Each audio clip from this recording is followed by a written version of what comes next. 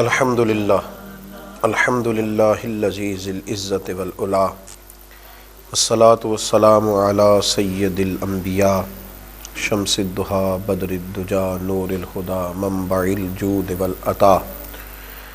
اما بعد اعوذ باللہ من الشیطان الرجیم بسم اللہ الرحمن الرحیم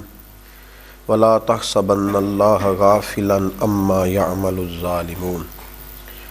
صدق اللہ العظیم وصدق رسولہ النبی الکریم ان اللہ وملائکتہ یصلون علی النبی یا ایہا الذین آمنوا صلوا علیہ وسلموا تسلیما الصلاۃ والسلام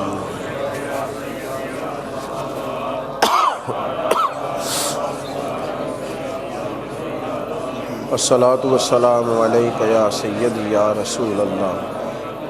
وعلی آلک واصحابک یا سیدی یا حبیب اللہ اللہم صلی علی سیدنا و مولانا محمد معدن الجود والکرم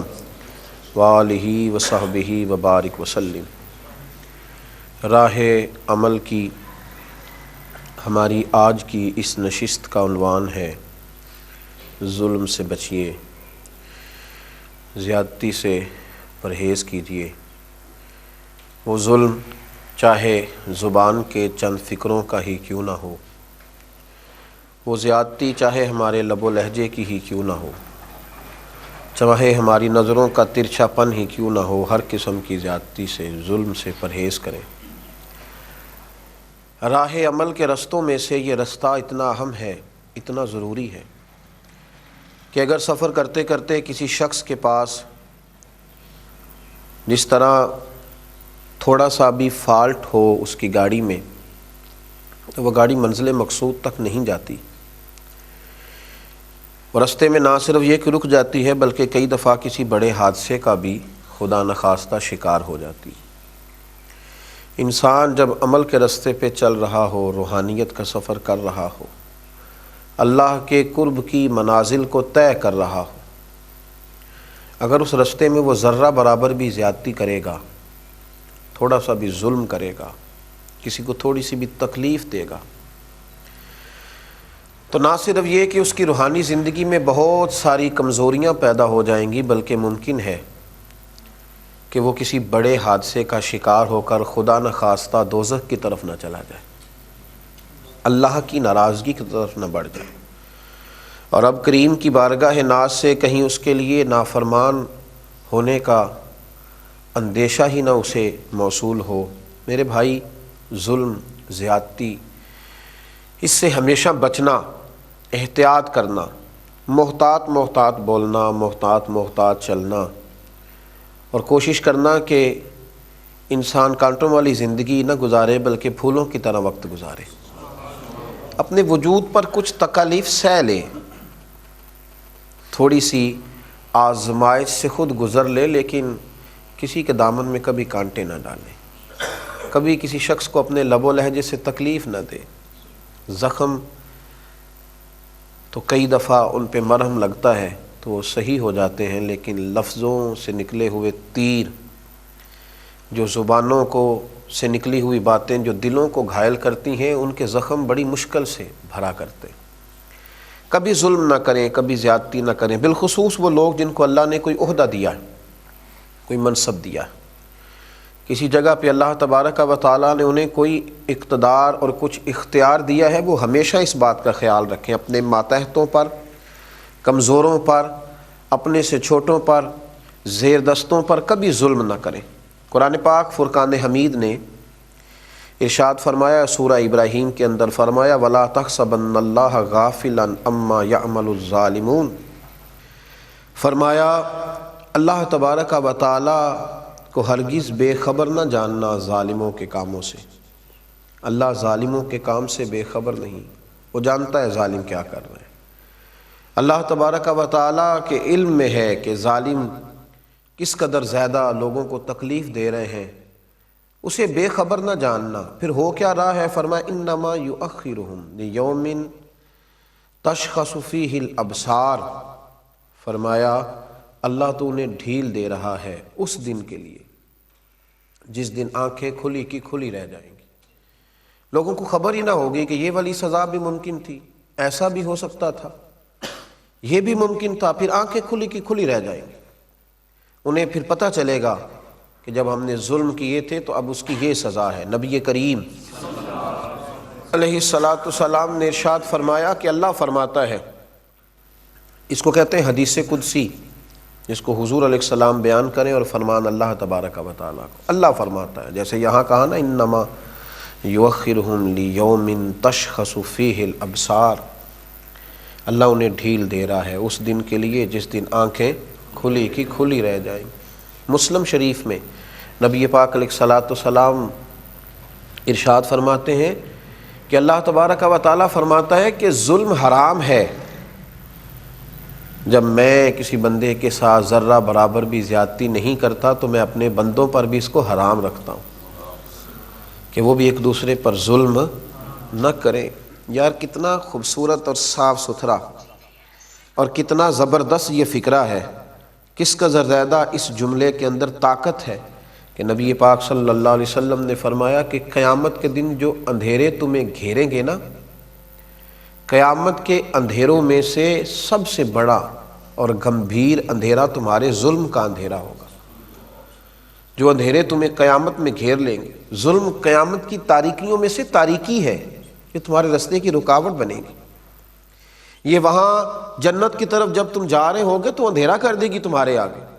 ظلم قیامت کے اندھیروں میں سے ایک اندھیرا ہے۔ نبی پاک صلی اللہ علیہ وسلم نے صحابہ سے سوال پوچھ لیا، فرمایا بتاؤ مفلس کون ہوتا ہے، غریب کون ہوتا ہے؟ بتاؤ تم میں مفلس کس کو سمجھتے ہو، غریب کون ہوتا ہے؟ صحابہ نے عرض کی یا رسول اللہ صلی اللہ علیہ وسلم ظاہر سی بات ہے، جس کے پاس پیسے نہ ہو، مکان کرائے کا ہو، بیچارہ تنگ دست ہو، مجبوری میں وقت گزار رہا ہو، ہم اسے مفلس اور غریب کہتے ہیں۔ تو حضور صلی اللہ علیہ وسلم نے فرمایا نہیں،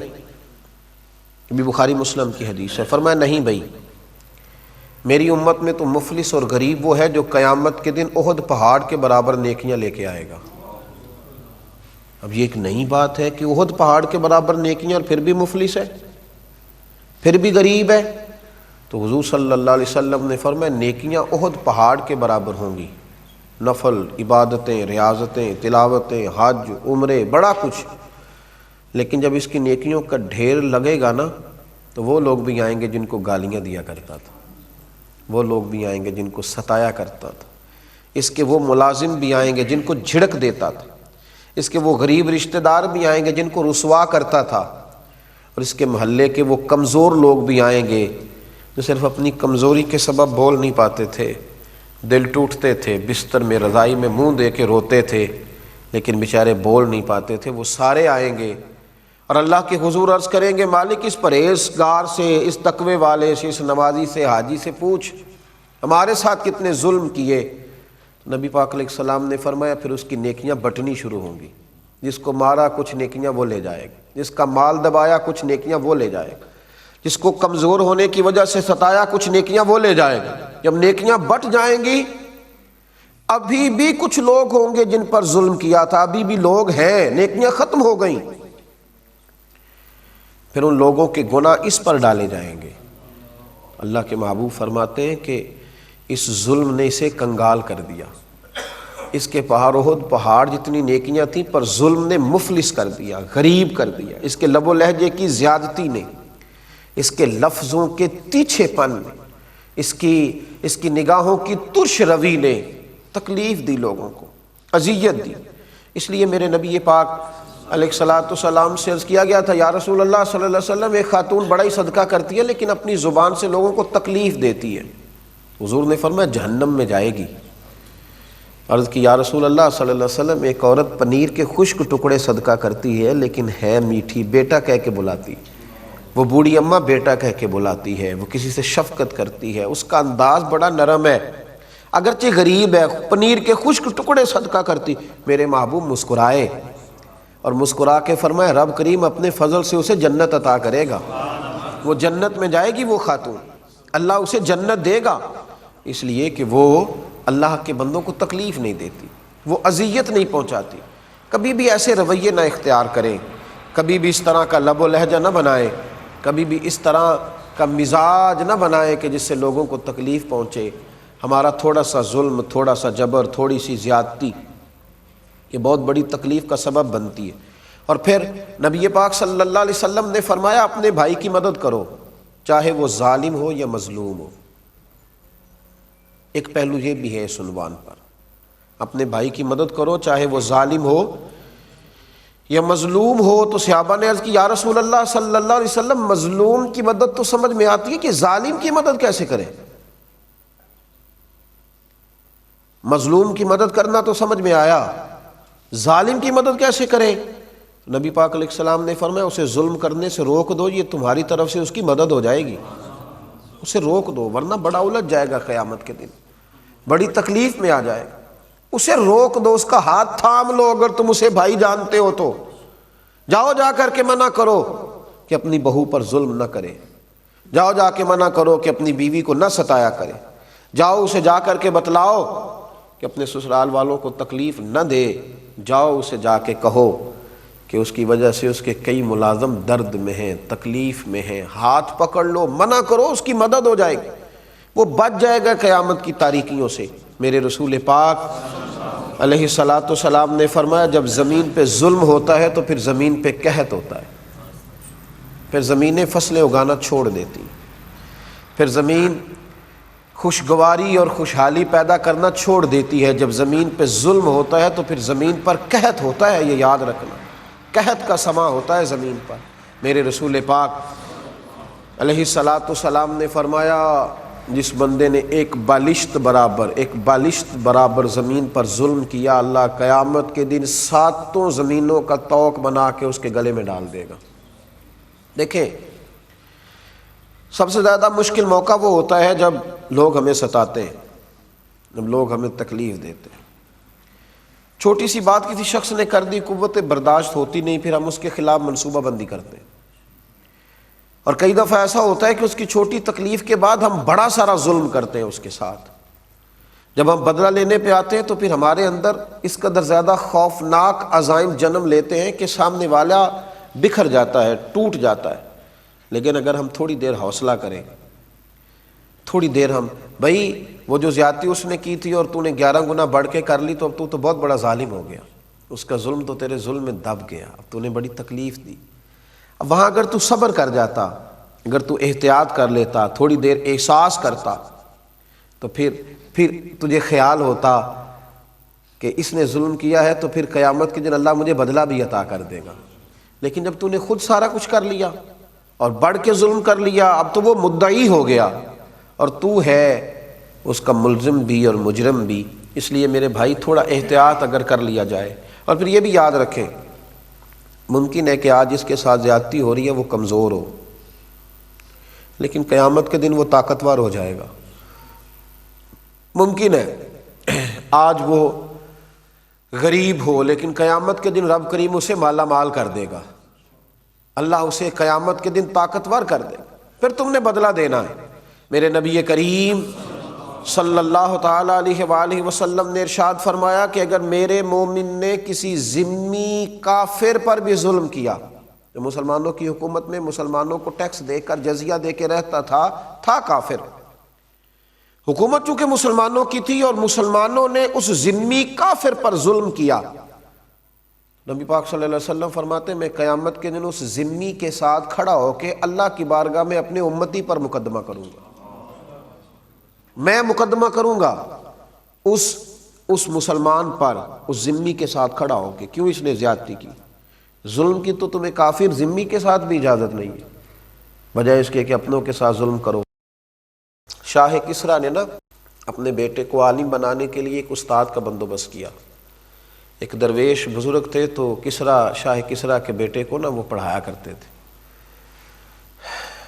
اس دور کے جو اخلاقیات تھے، جس طرح کی بھی تعلیم تھی، وہ پڑھاتے رہے، استاد صاحب پڑھاتے رہے، زمانہ استاد اللہ تبارک و تعالیٰ سے ڈرنے والے تھے، پڑھاتے رہے، زمانہ بیت گیا۔ جب وہ طالب علم فارغ ہونے کے قریب ہو گیا، علم اس کا مکمل ہو گیا، تو ساری چیزیں کتابوں سے نہیں آتی، کچھ استادوں کا سینے کا فیض بھی ہوتا ہے، کچھ مشائخ کے سینے کا فیض ہوتا ہے، شرط یہ ہے کہ وہاں بھی فیض ہو، سینے کا فیض بھی ہوتا ہے۔ تو بزرگوں نے کیا کیا کہ اس شہزادے کو، چونکہ بادشاہ کا بیٹا تھا، شہزادہ تھا، تو اس شہزادے کو ایک دن جب وہ فارغ ہو گیا نا تعلیم سے، تو اس کو بلایا اور بلا کے کمرے کے اندر بند کیا، اندر سے دروازہ لگایا، پھر ہاتھ میں درہ پکڑا، زور زور سے اس کی پشت پر درے مارنے شروع کیے،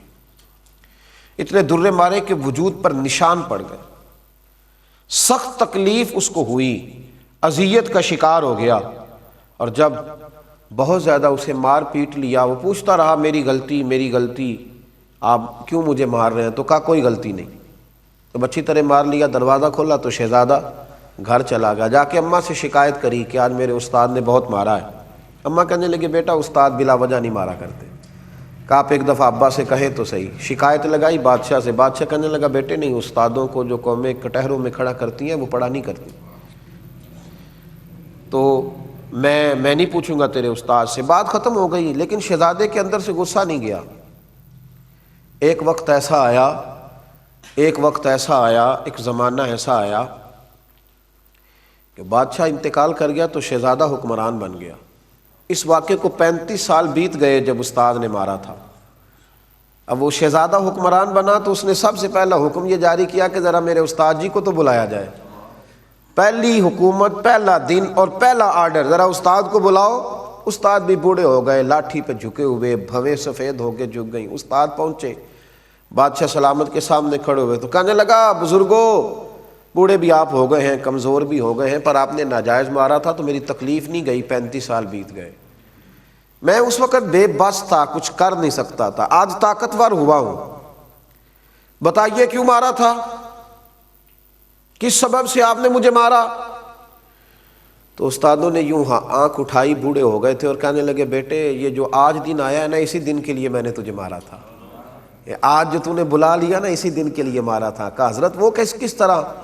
آپ فرمانے لگے کتنی دیر ہو گئی تجھے مار کھائے ہوئے؟ کہا 35 سال۔ تو فرمایا درد نہیں نہ بھولا؟ کہا حضور نہیں۔ فرمایا اسی دن کے لیے مارا تھا کہ ایک دن تو حکمران بنے گا،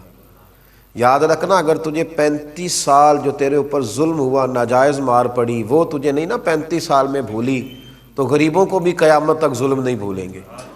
دیکھنا تو بادشاہ بنا ہے، کسی پہ ظلم نہ کرنا، زیادتی نہ کرنا، ورنہ قیامت تک۔ فرمایا آج تو اقتدار میں آیا ہے تو مجھے کٹہرے میں بلا لیا ہے، غریب قیامت کے دن اقتدار میں ہوں گے تو تجھے کٹہرے میں بلائیں گے، پھر تو نے جواب دینا ہے۔ دیکھنا ظلم نہ کرنا۔ وہ شہزادہ تھا پر سمجھدار تھا، اٹھ کے استادوں کے قدموں سے لگا، کہنے لگا اللہ آپ کو میری طرف سے بہترین صلہ عطا کرے، آپ نے میری تربیت کر دی، مجھے سمجھا دیا، مجھے یہ شعور دے دیا کہ اب میں اس بات کو سمجھ گیا ہوں کہ کبھی کسی کے ساتھ کوئی زیادتی نہیں۔ اور پھر ایک اور بات ہے، جب ہم ظلم کر رہے ہوتے ہیں نا تو ہم بھول جاتے ہیں، ہم کہتے ہیں سارے دروازے بند ہیں، ہر آدمی مجھ سے ڈرتا ہے، میں اقتدار میں ہوں، میرے ہاتھ میں دھرا ہے، میری جیب میں نوٹ ہے، اس وقت سارے لوگ میرے حق میں بولتے ہیں، اس وقت زمینی حقائق میرے ساتھ ہیں، کون مجھے پوچھ لے گا؟ ہاں حالانکہ یہ وقت زیادہ لمبا نہیں چلتا، کوئی بھی نہ دیکھ رہا ہو تو عرش کا مالک تو دیکھ رہا ہوتا ہے نا، رب کریم تو دیکھ رہا ہوتا ہے نا، اللہ تبارک و تعالیٰ تو جانتا ہے نا یہ زیادتی کر رہا ہے۔ اللہ حضرت وہب ابن منبہ رحمت اللہ علیہ فرماتے ہیں بنی اسرائیل کا ایک شخص تھا بادشاہ، اس نے محل بنانا تھا، تو محل کا جب اس نے نقشہ تیار کرایا تو ایک بوڑھی کی جھونپڑی بھی محل کے اندر آ رہی تھی، بوڑھی کی جھونپڑی۔ تو وہ بادشاہ نے اس بوڑھی خاتون سے کہا کہ یہ جھونپڑی میرے ہاتھ بیچ دو، میرے محل کا نقشہ خراب ہوتا ہے۔ تو وہ خاتون کہنے لگی کہ میں بیاہ کے یہاں آئی تھی، چاہتی ہوں کہ میرا جنازہ ہی یہاں سے اٹھے، تو مہربانی کرو مجھے تکلیف نہ دو، میں پکا ہوا پھال ہوں، پتہ نہیں کب دنیا سے چلی جاؤں گی، مجھے اسی گھر میں رہنے دو، بیوہ ہوں، لاوارث ہوں، اولاد میری ہے نہیں، مجھے یہیں رہنے دو۔ لیکن جب لوگ ظلم پہ آئے ہوتے ہیں تو پھر انہیں یہ ساری چیزیں نظر نہیں آتی۔ اس نے کہا تجھے الگ سے مکان بنا دیں گے، 11 گنا رقم دے دیں گے، تو یہ میرے حوالے کر دے، مجھے دے دے۔ اب وہ بوڑھی خاتون تھی، یہ بزرگ جو ہوتے ہیں انہیں اپنی جھونپڑیوں سے بڑا پیار ہوتا ہے، بچے گاؤں سے چلے جاتے ہیں شہر میں، لیکن دادا جان کہتے ہیں کہ میرا یہیں دل لگتا ہے، دادی اماں کہتی ہیں کہ مجھے بیٹا یہیں رہنے دو، یہی مجھے وقت گزارنے دو۔ اس بوڑھی سے جب ضد کی تو بوڑھی کہنے لگی کہ میں نہیں جاؤں گی چھوڑ کے۔ اب تو اس نے باہر بھی گھر سے نکلنا چھوڑ دیا، اپنے گھر کے اندر رہتی کہ میرا کوئی مکان نہ گرا دے۔ بادشاہ نے 4-5 لوگوں کا ذمہ لگایا کہ جب خاتون گھر سے نکلے نا تو اس کی جھونپڑی گرا دینا۔ وہ بیچاری کسی حاجت طبی کے لیے، ضرورت کے لیے گھر سے باہر نکلی تھی کہ بلڈوزر آ گیا۔ وہ بڑے دن گھر میں رہی، لیکن جیسے ہی نکلی تو بڑی بڑی کرینیں آ گئیں، اس غریب کی جھونپڑی گرا دی گئی۔ کچھ گھنٹوں کے بعد جب وہ لوٹی تو جس گھر میں زمانے بتائے تھے وہ گھر زمیں بوس ہو گیا، وہ گھر ٹوٹ گیا۔ اب اس نے درد کے ساتھ ایک چیخ ماری، اور حضرت وہب بن منبہ کہتے ہیں کہ دعا اس نے ان لفظوں کے ساتھ کی، کہنے لگی اے اللہ میں تو موجود نہیں تھی پر تو تو موجود تھا نا، اے مالک میں تو موجود نہیں تھی پر عرش کے رب تو تو موجود تھا نا، تو تو دیکھ رہا تھا، یہ کیسے ہوا؟ فرماتے ہیں جب اس ماں نے اس درد سے دعا کی، میرے محبوب نے فرمایا جب مظلوم دعا کے لیے ہاتھ اٹھاتا ہے تو آسمان دروازے کھول دیتا ہے۔ جب اس نے کہا نا کہ اے اللہ تو تو موجود تھا، تو رب کریم نے فرشتوں کو حکم دیا کہ یہ سارے کا سارا علاقہ زمیں بوس کر دو، اس بادشاہ کا تخت زمین سے اٹھا کے پلٹ دو، یہ ساری بستی تباہ کر دو۔ جو لوگ ظلم کرتے ہیں وہ بچا نہیں کرتے۔ فرمایا وہ سارا شہر تباہ کر دی۔ ہم یہ سمجھتے ہیں کہ کون ہے دیکھنے والا، دروازے تو بند ہیں، اقتدار میرے پاس، طاقت میرے پاس، میں نے اس کو بھی سمجھا لیا ہے، اس پہ بھی روب ڈال لیا ہے، اس شخص کو بھی اپنے ہاتھ میں کر لیا، اس کو بھی کنٹرول کر لیا، اب کون ہے تو میرے خلاف بغاوت کرے گا؟ جب بغاوت ہوتی ہے تو بڑے بڑے تاج اچھل جاتے ہیں، بڑی بڑی کرسیوں کے چاروں پیر ٹوٹ جاتے ہیں، اور بڑے بڑے اقتدار میں لوگ زنجیروں میں جکڑ دیے جاتے ہیں، بڑی بڑی آزمائشیں قریب آتی ہیں۔ ظلم نہ کرے کبھی بھی،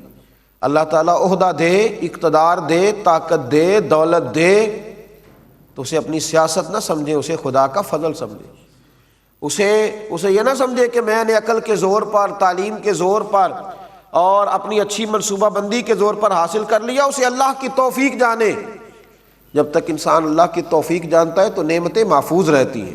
اور جب وہ سمجھتا ہے کہ یہ تو میں نے جدوجہد کر کے حاصل کیا ہے، یہ تو میری عقل ہے، میرا شعور ہے، پھر زمیں بوس ہوتا ہے، پھر ظلم کرتا ہے، پھر تکلیف دیتا ہے۔ میرے رسول کریم صلی اللہ تعالی علیہ وآلہ وسلم نے ہمیں اس ظلم سے ہمیشہ منع کیا ہے، ہمیں محتاط رہنے کا کہا ہے، ہمیں کہا ہے کہ ہم احتیاط کے ساتھ وقت گزاریں، ہم اپنے شب و روز کا خیال کریں۔ ایران کا ایک بادشاہ تھا تو وہ شکار کے لیے نکلا۔ آپ کو پتہ ہے نا بادشاہوں کے شوق، اللہ خیر کرے، شکار کے لیے جانا ہے، سیر کے لیے جانا ہے، کئی ملکوں کے ویزے سپیر لے کے رکھنے ہیں، یہ آج بھی شوق پایا جاتا ہے لوگوں کے اندر۔ جیسے جیسے پیسے آتے جاتے ہیں نا، شوق ذوق لمبے ہوتے جاتے ہیں۔ اس کا بھی شوق ذرا نرالا تھا، آگے بڑھنا ہے، یہ کرنا ہے، وہ کرنا ہے، تو وہ شکار کے لیے جایا کرتا تھا۔ ایک دفعہ دریا کے اس پار شکار کے لیے گیا، وہاں ایک بوڑھی خاتون رہتی تھی، تو اس کے پاس ایک گائے تھی، اس کو گائے سے بڑی محبت تھی، پیار تھا بڑا۔ وہ بڑے شوق سے اسے بلاتی، اسے گھاس کھلاتی، اس سے پیار کرتی، اس کے ساتھ کھیلتی۔ وہ چھوٹی سی بچیا تھی جب اس بوڑھی نے اس کو پالا تھا، بڑی فربا موٹی تازی گائے ہو گئی۔ بادشاہ کے ساتھ جب اس کے سپاہی گئے تو انہیں وہ گائے پسند آ گئی۔ بوڑھی سے کہنے لگے قیمت لے لو، ہمارے ہاتھ بیچ دو، یہ بڑی فربا ہے، ہم اس کا گوشت کھائیں گے۔ اس نے کہا کہ یہ صرف گائے نہیں، یہ تو میرے گھر کا فرد ہے، مجھے اس جانور سے بڑی محبت ہے، میرے ساتھ آتی جاتی ہے، اٹھتی بیٹھتی ہے، میں نے اس چھوٹی عمر میں پالا ہے۔ وہ کہا اماں کیا بات کرتی ہو، جانور تو جانور ہوتا ہے، ہمارے ہاتھ بیچ دو۔ جب بوڑھی نہ مانی تو انہوں نے کہا تمہیں پتہ ہے ہم بادشاہ کے سپاہی ہیں، کو پتہ ہے نا شہزادے اور بڑے لوگوں کے بچے وہ تو کوئی کسی قانون کی پابندی نہیں کرتے، وہ تو قانون توڑنا ان کا شوق ہوتا ہے، تمہیں پتہ نہیں بادشاہ کے سپاہی ہیں۔ جبرن اس بوڑھی کی گائے لی، جبرن، ظلمن، اور پھر گائے لے کر کے اس کو ذبح کیا۔ بوڑھی کو جب پتہ چلا تو بڑا روئی۔ اس سے کسی نے کہا کہ یہ جو بادشاہ ہے نا یہ نرم دل ہے، احساس والا ہے، موت سے ڈرتا ہے، اسے خیال ہے کہ میں دنیا سے جاؤں گا، یہ تکلیف دے کے راضی نہیں ہوتا۔ تو کسی طریقے سے بادشاہ تک پہنچ۔ وہ خاتون بادشاہ واپس لوٹ رہا تھا تو دریا کے پل سے گزر رہا تھا، وہ بوڑھی اماں دریا کے پل پہ آ کے کھڑی ہو گئی۔ جب بادشاہ گھوڑے سمیت پل سے گزرنے لگا تو اس نے آگے بڑھ کے گھوڑے کی لگام تھام لی، اور لگام تھام کے کہنے لگی بادشاہ تیرے سپاہی میری گائیں ظلمن کھا گئے ہیں، یہ بتا کہ اس پل پر میری گائے کا حساب دینا ہے یا پل صراط پہ دینا ہے؟ تو بتا دے، یہ تیرے اوپر ہے کہ یہاں حساب دے گا کہ وہاں حساب دے گا، حساب تو دینا ہے، ظلم کا جواب تو دینا ہے، زیادتی کا بدلہ تو اب تو اختیار ہے تجھے کہ اسی پل پہ دے گا یا پل صراط پہ دے گا۔ تو لڑکھڑا کے نیچے گرا ایران کا بادشاہ، کہنے لگا اماں میں بڑا کمزور آدمی ہوں، میں تو یہاں بھی پورا حساب نہیں دے سکتا،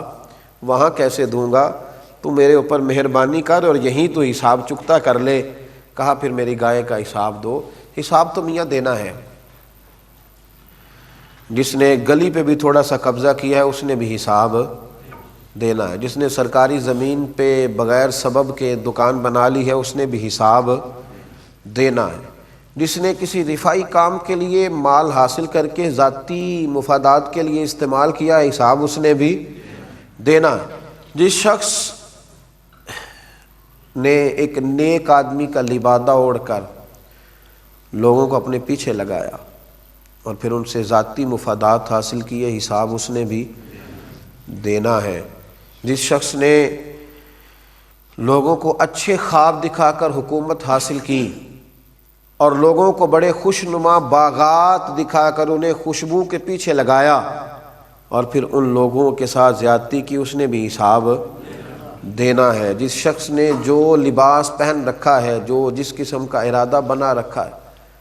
اور پھر وہ اس پر پورا نہیں اترتا، حساب اس نے بھی دینا ہے، جس کو پتا تھا،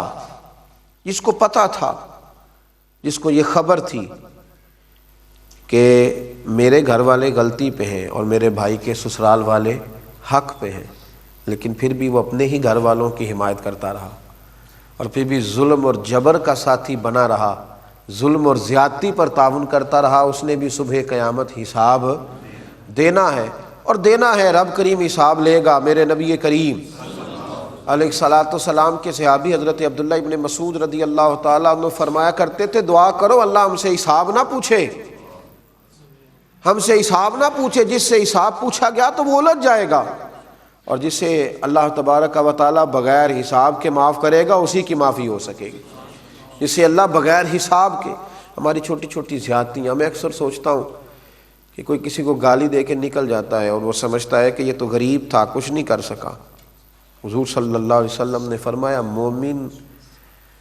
کو گالی دینا اعلانیہ گناہ ہے، مومن کو گالی دینا فسق ہے، اعلانیہ گناہ ہے مومن کو گالی دینا، اور فرمایا اس کے قتل کو جائز سمجھنا یہ کفر ہے۔ اعلانیہ گالی دے دینا مومن کو، اس کو تکلیف پہنچانا، اس کو اذیت دینا، اس کو پریشان کرنا، اس کو تکلیف دینا، کبھی ایسا نہ کریں۔ کوشش کریں آسانیاں پھیلانے کی، کوشش کریں درگزر کرنے کی، کوشش کریں نرم رویوں کی، کوشش کریں کہ کبھی بھی کچھ ایسا نہ ہو۔ بڑا معتدل سا، بڑا خوبصورت تھا حضرت ابو بکر صدیق رضی اللہ تعالیٰ عنہ، کہتے ہیں کہ میں بیٹھا تھا نبی پاک صلی اللہ تعالیٰ علیہ وسلم کی بارگاہ میں، تو ایک شخص آیا، اس نے آ کر کے جناب صدیق اکبر رضی اللہ تعالیٰ عنہ کو برا بھلا کہنا شروع کر دیا۔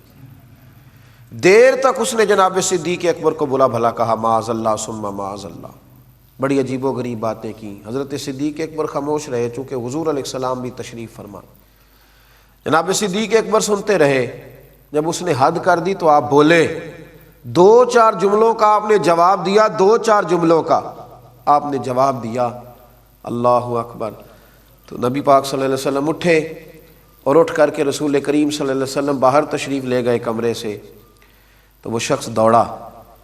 حضرت باہر نکلا، حضرت ابو بکر صدیق بھی نکلے اور حضور کے پیچھے جا کے عرض کرنے لگے، یا رسول اللہ صلی اللہ علیہ وسلم، جب تک وہ مجھے برا بھلا کہتا رہا میں سنتا رہا، حضور میں نے تو دو باتیں کی تو آپ تشریف لے آئے۔ تو نبی پاک علیہ السلام نے فرمایا، ابو بکر جب تک تو چپ تھا تیری طرف سے فرشتہ جواب دے رہا تھا، اور تیرے سرانے کھڑا ہو کے فرشتہ کہہ رہا تھا کہ ابو بکر تو اس طرح کا نہیں، ابو بکر تو ایسا نہیں جیسا تم کہہ رہے۔ وہ جب بھی بات کرتا تو فرشتہ کہتا تھا صدیق ایسے نہیں ہے۔ تو فرمایا جب تم نے خود بولنا شروع کیا تو فرشتہ اٹھ کے چلا گیا تو میں بھی آ گیا، وہ رخصت ہوا ہے تو میں بھی۔ تو ہم یہ کیوں پروگرام بناتے ہیں کہ میں نے اینٹ کا جواب پتھر سے ہی دینا ہے؟ ہمیں احتیاط کرنی چاہیے، کہیں ظلم، کوئی زیادتی، کوئی ایسی بات، کوئی ایسا فکرہ کچھ ایسا ہم سے ہو نہ جائے۔ کتنی خوبصورت وہ حدیث ہے، حضرت سلمان فارسی رضی اللہ تعالیٰ عنہ اس حدیث کے راوی ہیں۔ آپ ارشاد فرماتے ہیں کہ نبی پاک صلی اللہ علیہ وسلم ذرا سی باتوں پر احتیاط کرتے۔ بدر کے دن حضور صفیں سیدھی کرا رہے تھے، صفیں سیدھی کرا رہے تھے، تو صفیں سیدھی کراتے کراتے نا حضور نے فرمایا ہاتھ میں چھڑی رہتی تھی، تو نبی پاک صلی اللہ علیہ وسلم نا ذرا کسی شخص کو دیکھتے تو اس کو چھڑی لگاتے، تو پیچھے ہو جا، تو تھوڑا آگے ہو جا۔ ایک صحابی کا پیٹ بڑا تھا، نبی پاک صلی اللہ تعالیٰ علیہ وسلم نے چھڑی لگائی، فرمایا ذرا پیچھے ہٹ جا۔ اس نے ہائے کی، سی کی آواز نکالی، درد محسوس ہوا۔ میرے محبوب فوراً کھڑے ہو گئے، فرمایا تجھے میری چھڑی سے تکلیف ہوئی ہے؟ یہاں لوگ گاڑی کا ایکسیڈنٹ کر کے بھی کہتے ہیں کہ کیا ہو گیا ہے، وہاں ذرا بریک نہیں لگی تمہیں، مطلب یہ کہ اب کیا ہو گیا، اٹھ جاؤ، ختم ہو گئی بات۔ تو پتہ نہیں کہ تم موٹر سائیکل کے غریب آدمی ہو اور میں 1.25 کروڑ کی پجاروں پہ بیٹھا ہوں، تم گر گئے تو ختم ہو گئی بات۔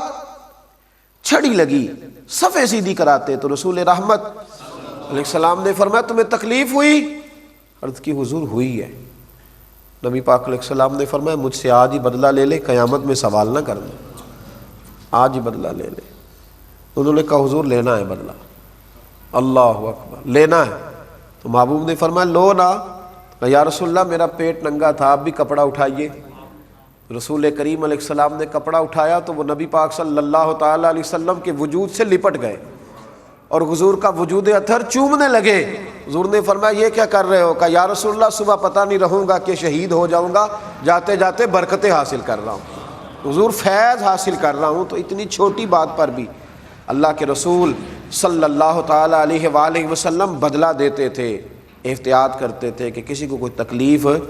نہ پہنچ جائے۔ میرے محبوب نے تو یہاں تک منع کیا کہ جب کوئی تمہارے پاس سویا ہو تو اونچی آواز میں تلاوت بھی نہ کرنا، اونچی آواز میں ذکر بھی نہ کرنا،